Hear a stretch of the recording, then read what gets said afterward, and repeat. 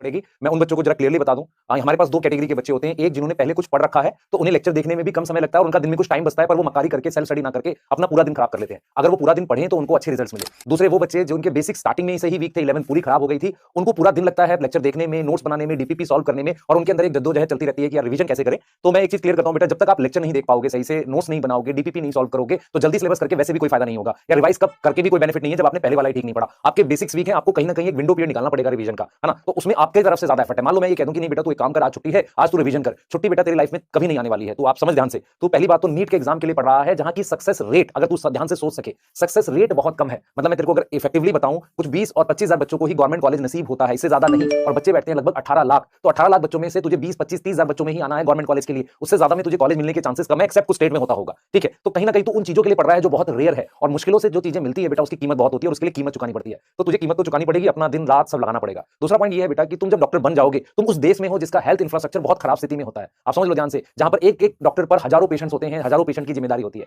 तो पहली बात तो तुम जिस एग्जाम के लिए पढ़ रहे हो वो बहुत मुश्किल है, और जिस प्रोफेशन में जाने वाले हो वहां भी आसान नहीं होने वाला है। तो लाइफ डिफिकल्ट रहने वाली है। अब इस डिफिकल्ट में दो तरह के लोग होते हैं, एक वो होते हैं जिन्होंने कोशिश नहीं की और हार गए, दूसरे वो हैं जिन्होंने कोशिश की और फिर हारे और एक एक्सपीरियंस लिया और आगे बढ़ी लाइफ में। तो आपको ये करना पड़ेगा बेटा, आपको कोशिश तो करनी है ना। हार ना, अगर मान लो कोशिश ही नहीं की तो फिर तो हारोगे ही, अगर कोशिश करोगे तो शायद जीतने के चांस तो बनेंगे। इसलिए जो ये टाइम आ रहा है 2-3 महीने का, इसमें इतनी जान लगा दो ताकि आपको कभी ऐसा ना हो कि देखो बेटा मतलब हारना खराब नहीं है, हार मान लेना खराब है। अगर आप अपने आप से फील कर जाओ कि यार मेरे बस की ही नहीं था, ये एग्जाम इतना मुश्किल था, मेरे से हो ही नहीं पाता, तो लाइफ के लिए आपका कॉन्फिडेंस जीरो हो जाएगा। अगर आपने ये फील कर लिया कि नहीं मैं कर सकता था, मुझे करना ही है इसे, और मैं बहुत क्लोज पहुंच के रह गया पर मैं कैपेबल हूं, तो लाइफ के लिए भी तो आपका कॉन्फिडेंस आप रहेगा हमेशा। आप लाइफ में हमेशा कुछ ना कुछ क्या कर सकते हो, आगे अच्छा कर सकते हो, इसी में अच्छा कर सकते हो सकता है आप डॉक्टर भी बने। मैं उम्मीद करता हूं अगर कुछ ना भी हुआ तो आप लाइफ में हमेशा कॉन्फिडेंट रहोगे। ये बेटर ट्रूथ है जो आपको मतलब एक्सेप्ट करना पड़ेगा। तो यहां से सारी कहानी ये है कि हर बच्चे को पूरा एफर्ट देना है। कैमरे के पीछे हैं आप और मैं कैमरे के इस साइड हूं। कुछ मुझे विद्यापीठ में देख रहे होंगे, कुछ अलग अलग स्टेट्स में देख रहे होंगे। उन सभी बच्चों से मेरी यही अपील है, यही रिक्वेस्ट है, हारना नहीं है, टूटना नहीं है, बहाने नहीं खोजने हैं। अभी लग कर पढ़ाई करनी है। समय आ गया है आपको अपना लाइफ का कहते हैं ना 4th और 5th गियर लगा देना है। अब यहां से आप जितना ज्यादा मेहनत करोगे आपके लिए बढ़िया होगा।